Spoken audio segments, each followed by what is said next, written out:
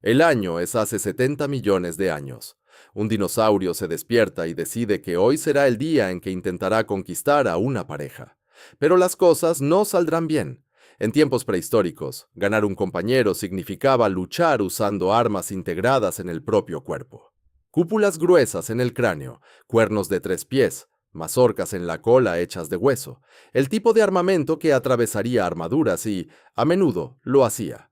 Lo sabemos porque los fósiles conservan todos los registros. Fracturas curadas, marcas de perforación que coinciden con el espaciamiento de los cuernos, infecciones de los animales que, de alguna manera, lograron sobrevivir. La parte extraña no es que estas peleas sucedieran, es que esto era simplemente la norma. La evolución mantuvo este sistema durante millones de años, hoy lo cual parece mucho hasta que entiendes por qué en realidad tenía sentido.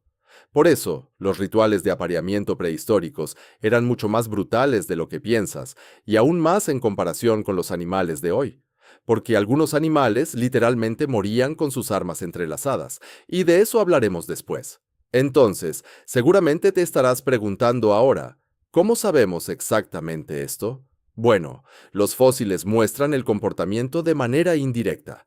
Hay 4 tipos principales de evidencia que los paleontólogos examinan cuando intentan determinar si un animal peleaba contra su propia especie.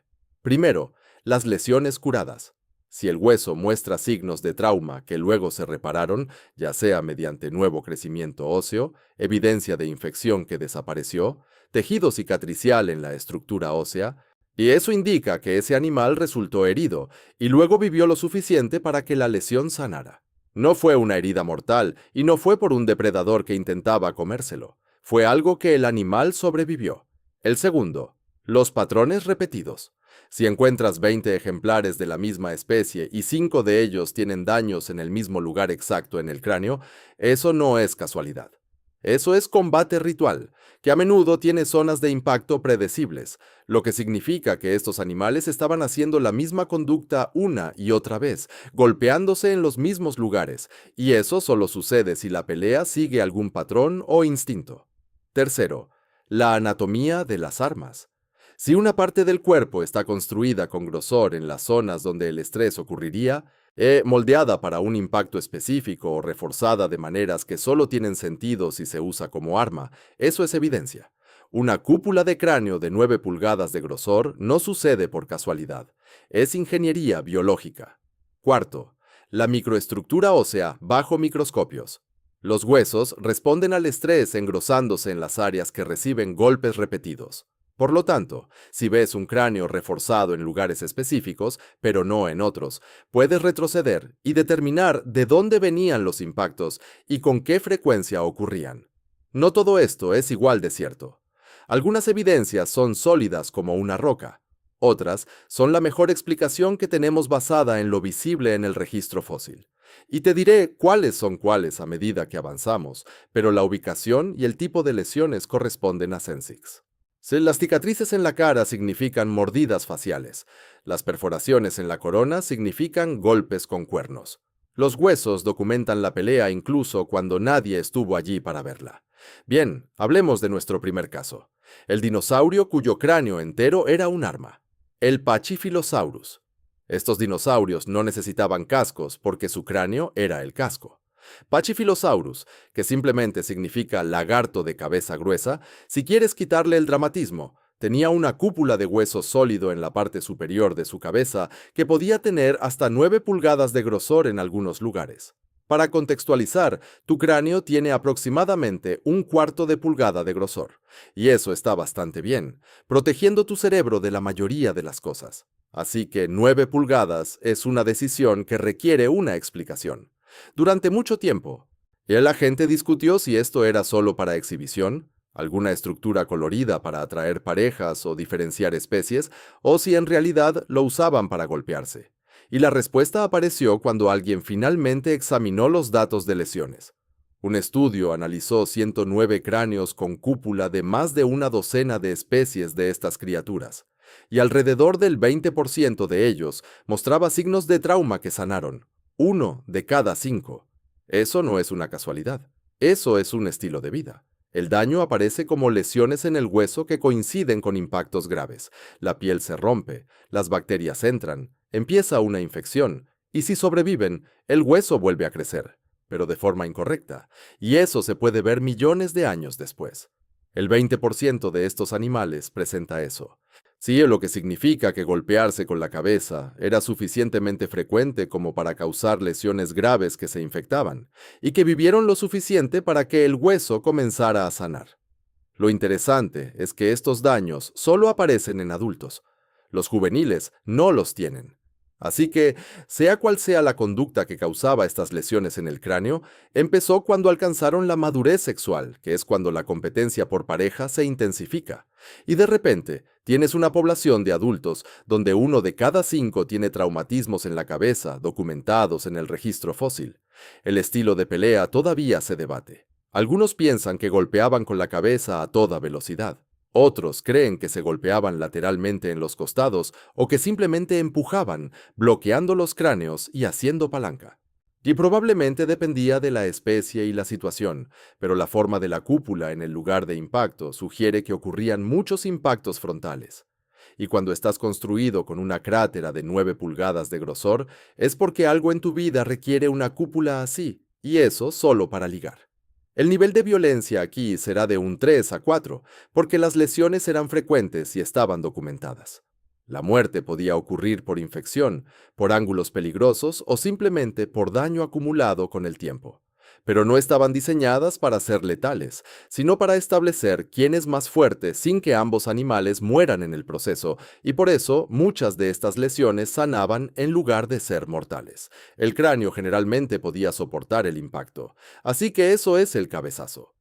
Pero nuestro siguiente dinosaurio involucra armas que son mucho más difíciles de sobrevivir, y tenemos fósiles que lo prueban. Este dinosaurio venía equipado con lanzas incorporadas y un escudo para su rostro. El Triceratops tenía 2 cuernos en las cejas que podían alcanzar los 1,20 metros de longitud, además de una gran parteinosa ósea que cubría su cuello y hombros, y toda esa estructura está claramente diseñada para el combate, tanto que la gente ha estado dibujándolos luchando entre sí desde que encontramos los fósiles. La cuestión era si realmente hacían eso o si solo era para impresionar. La prueba llegó al comparar los patrones de lesiones en diferentes dinosaurios con cuernos. Porque si usaban sus cuernos para pelear, esperarías que diferentes diseños causaran distintos tipos de daño. Y eso es exactamente lo que muestran los fósiles. Un Triceratops con cuernos largos en las cejas y un cuerno corto en la nariz tiene daño concentrado en partes específicas de la parteinosa, especialmente en el hueso escamoso, que es la sección que se encuentra detrás y ligeramente debajo del ojo. Aproximadamente el 14% de todas las muestras de Triceratops muestran lesiones o perforaciones en esa área. Comparémoslo con el Centrosaurus, que tenía una configuración de cuernos diferente. Un gran cuerno en la nariz y cuernos en las cejas más pequeños, y solo el 3% de esos muestra daños similares en la parteinosa. Hay diferentes armas y diferentes patrones de lesiones, lo que significa que usaban esas armas entre ellos. El diseño del cuerno influía en dónde terminaban las lesiones. La prueba concluyente es una muestra llamada Big John. Ahora, me encanta Big John. Es el esqueleto de Triceratops más grande que se ha encontrado y tiene una perforación en forma de llave en la parte inosa, justo en el centro. El hueso alrededor de la herida está inflamada y muestra crecimiento nuevo. Por eso, no fue algo que lo mató al instante.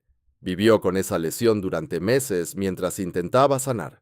La ubicación coincide exactamente con el lugar donde otro cuerno en la ceja de un Triceratops habría golpeado durante una pelea cara a cara. Alguien le hizo un agujero en su escudo y sobrevivió. Lo que esto nos dice es que peleaban de frente, con los cuernos hacia adelante, probablemente cargando o empujándose hasta que uno lograba atravesar la defensa del otro. La parteinosa actuaba como armadura para ese propósito, para proteger el cuello y los hombros de los golpes con los cuernos. Se perforó, lo que significa que estos enfrentamientos eran bastante serios. Una tasa de lesiones del 14% indica que no era algo raro. Ocurría con suficiente regularidad como para encontrar evidencia en múltiples ejemplares. Para la escala de violencia, le doy un 4. El arma es realmente peligrosa. Las heridas por perforación están bien documentadas, y si golpea algo vital, como la órbita ocular, un vaso importante o el cuello, estarías enfrentando daños fatales. La parte inosa ayuda bastante, sin embargo. El hueso grueso ayuda. Los lanzas de 1,20 metros en tu cara hacen que cada pelea sea un evento de alto riesgo cuando ninguno de los animales quiere morir. El objetivo probablemente era ganar por intimidación o demostrando que eres más fuerte. Pero las herramientas que tenían implicaban que ese objetivo venía con un potencial de lesiones graves incorporado, lo cual nos lleva al herbívoro que dijo: olvídate de las lanzas, dame una bola de demolición. El Ankylosaurus, un tanque caminante con una cola con masa. No hay misterio sobre lo que podía hacer esa criatura. La pregunta siempre fue si realmente lo hacía contra otros Ankylosaurus o si simplemente la masa era para defenderse de los depredadores. La masa en sí era enorme. Podía pesar 27 kilos o más. Estaba hecha de hueso sólido, apoyada en una cola reforzada específicamente para balancearla con fuerza. Durante mucho tiempo se asumió que esto evolucionó para romper las patas de los ataques de Tyrannosaurus, lo cual tiene sentido hasta que miras el fósil llamado Zuul y notas algo extraño en el daño. De Zuul está excepcionalmente bien conservado. Todavía tiene armadura e impresiones de piel, y dispersos a lo largo de sus costados, cerca de la zona de la cadera, hay grandes picos con las puntas rotas y sanadas. Múltiples picos, de hecho, en ambos lados del cuerpo, todos mostrando el mismo patrón de daño y reparación. Un ataque de depredador probablemente impactaría a un lado y no se centraría en romper espinas. Iría por la cabeza, el abdomen o cualquier parte que no esté cubierta por la armadura ósea. Este patrón encaja mejor con golpes repetidos de algo pesado y contundente. La ubicación coincide exactamente con donde otra masa de cola de Ankylosaurus se conectaría si peleaban de lado. La mecánica sería que ambos giraran sus extremos traseros hacia el otro y golpearan intentando impactar el costado del oponente. Donde la armadura es gruesa pero los picos son vulnerables.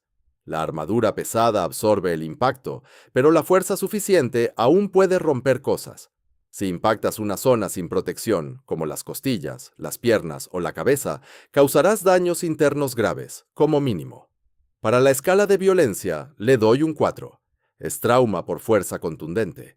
Es muy probable que se rompan huesos, y las lesiones internas son posibles, y un golpe mal colocado podría ser letal. La forma en que está el cuerpo sugiere que podían soportar mejor un golpe que la mayoría, sin embargo. Pero la fuerza de la arma era suficiente para romper su propia armadura al chocar, lo que indica la cantidad de fuerza que realmente se requería. Esos son 3 herbívoros con 3 sistemas de armas, todos extremadamente violentos. Pero son herbívoros. Así que al menos los carnívoros probablemente sean más prudentes, ¿verdad? No.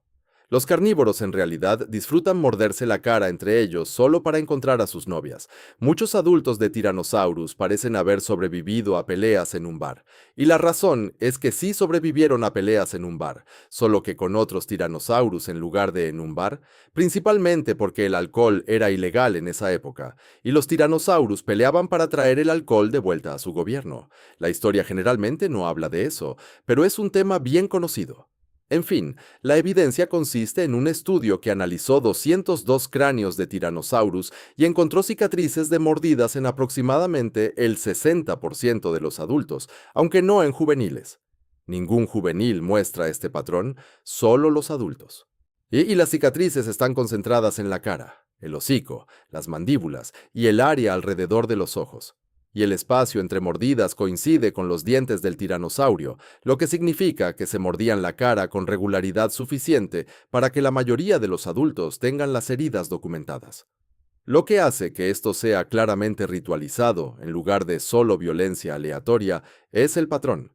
Es en las mismas ubicaciones, en diferentes ejemplares, en la misma orientación de las cicatrices. Y solo empieza a aparecer una vez que el animal alcanza la madurez sexual, que es cuando comienza la competencia por parejas y territorio. Querían matarse mutuamente. Absolutamente podían. Estas mandíbulas podían morder a través de hueso sólido, pero el objetivo parece haber sido la dominancia, no la muerte. Y los huesos del cráneo gruesos podían soportarlo fácilmente sin hundirse. El estilo de pelea parece ser agarrar la cara del oponente con las mandíbulas, apretar, sacudir y establecer que eres más fuerte y que deberían irse. Es doloroso y dañino, pero no llega a aplastar el cráneo a menos que algo salga mal. El hecho de que el 60% de los adultos tengan cicatrices sanadas significa que esto era una parte común de la vida para estos animales, y la mayoría sobrevivió varias veces porque se pueden ver evidencias de lesiones repetidas en el mismo cráneo. Pero, ¿por qué morder la cara en lugar de otras áreas del cuerpo? Porque los tiranosaurios no tenían cuernos ni garrotes. Su sistema de armas eran las mandíbulas y garras, y tus mandíbulas están unidas a tu cara. Entonces, si intentas establecer dominancia mordiendo algo, el objetivo lógico es la cara de tu oponente. Es vulnerable. Está justo allí. Y agarrarla envía un mensaje claro de quién controla la situación. Quiero decir, ¿alguna vez te han mordido en la cara? No. Bueno, si te hubiera pasado, probablemente dirías, maldita sea, este animal me está dominando en este momento. El factor de riesgo aquí es que incluso la violencia ritualizada como esta puede salir mal cuando tu arma es tan poderosa. Con el ángulo equivocado, puedes aplastar la articulación de la mandíbula, lo que significa que el animal no puede comer y muere de hambre. O podrías perforar cerca del ojo y la infección se convierte en un problema grave. O morder a través del cráneo y causar daño cerebral. Algunos ejemplares muestran infecciones óseas por heridas en la cara. Por lo tanto, claramente, hubo casos en los que la lesión no sanó de manera limpia y probablemente mató al animal más tarde. La intensidad de la violencia aquí es de 3 a 4. Es intensa y está documentada, y una lesión grave es posible, y la muerte también, pero aparentemente no es el resultado más común, ya que muchas cicatrices están sanadas. La conducta generalmente terminaba cuando un animal cedía y el otro aceptaba esa sumisión. El poder del arma significaba que los errores o la escalada podían volverse fatales.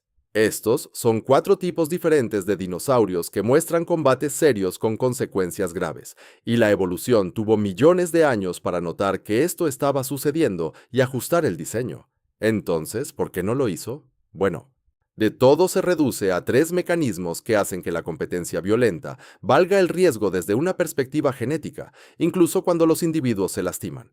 Primero está la presión de que el ganador se lleve la mayor parte. Cuando un macho que gana las peleas puede aparearse con varias hembras y los machos que pierden no se reproducen en absoluto, las apuestas se vuelven enormes. Y de repente, arriesgar tu cráneo o que una cornamenta atraviese tu penacho vale la pena, porque la alternativa es la extinción genética. El Pachycephalosaurus con la cúpula más gruesa probablemente ganó la mayoría de los enfrentamientos, lo que significaba que transmitía genes de cúpula gruesa a la siguiente generación. Y ahora sus hijos también tienen cúpulas gruesas y también ganan peleas. Y este ciclo de retroalimentación continúa hasta que tienes 23 centímetros de hueso sólido en la cabeza. La recompensa por ganar era tan grande que incluso comportamientos de alto riesgo tenían sentido. Y el costo de perder era tan completo que los machos que evitaban peleas no dejaban descendencia.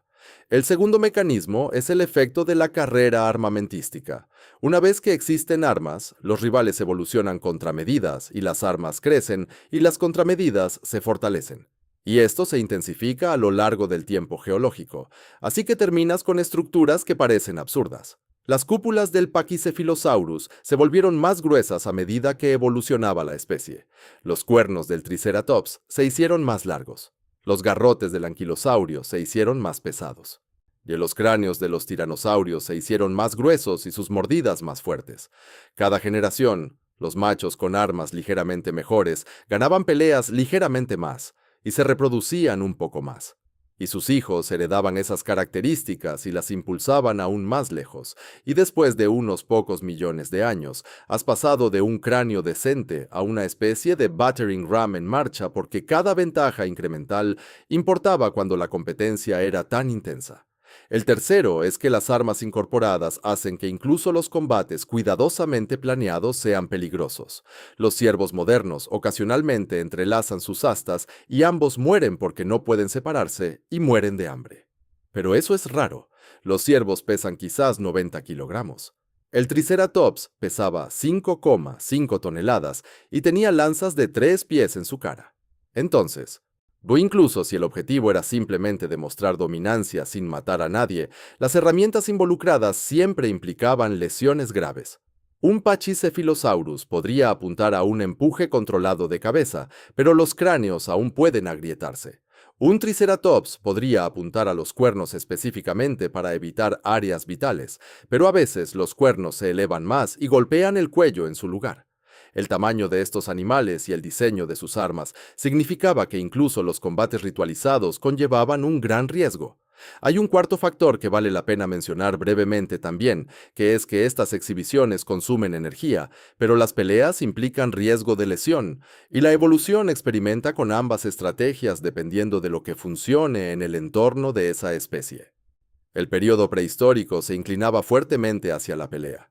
Y los animales modernos han cambiado más hacia la exhibición, especialmente en las aves, que evolucionaron de pequeños terapodios y terminaron reemplazando gran parte del combate físico con plumas, cantos y bailes elaborados. Pero hablando de aves, comparemos eso con los animales modernos y lo mucho menos extremo que es ahora. Pero la naturaleza moderna todavía puede ser brutal. Los animales siguen peleando por parejas y territorio. Aún se lastiman y, ocasionalmente, todavía mueren en estos combates. Pero la mayoría de las peleas de apareamiento no alcanzan el mismo nivel de intensidad. Y hay razones específicas por las que esto sucedió. La primera es que los animales modernos evolucionaron mejores formas de evaluar la fuerza antes de que comience la pelea, y a lo que significa que los individuos más débiles pueden retirarse temprano sin gastar energía ni arriesgarse a resultar heridos. Los métodos incluyen comparación de tamaño, concursos vocales en los que básicamente se gritan para ver quién suena más grande, exhibiciones de calidad, donde muestran sus astas, plumas o colores, y señales químicas que comunican salud y dominancia.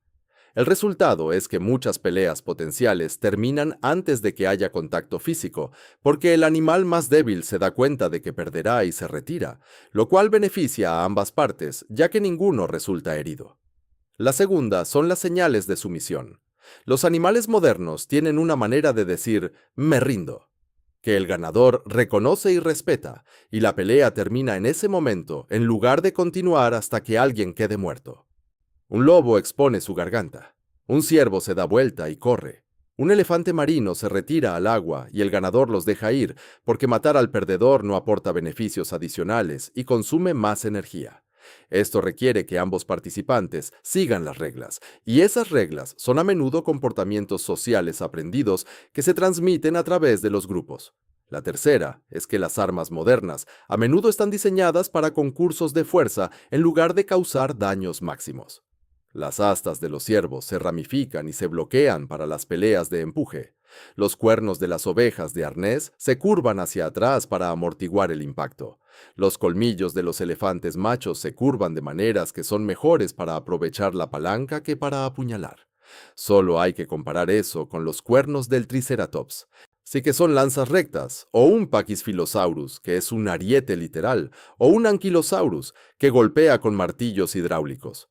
Las versiones previas a los golpes estaban optimizadas para causar daños por impacto, de manera que las lesiones eran más severas. Existen excepciones. Los hipopótamos pueden matar rivales. Los elefantes marinos tienen peleas brutales. Los elefantes machos y los alces ocasionalmente luchan hasta la muerte, pero estos son casos aislados y no la norma.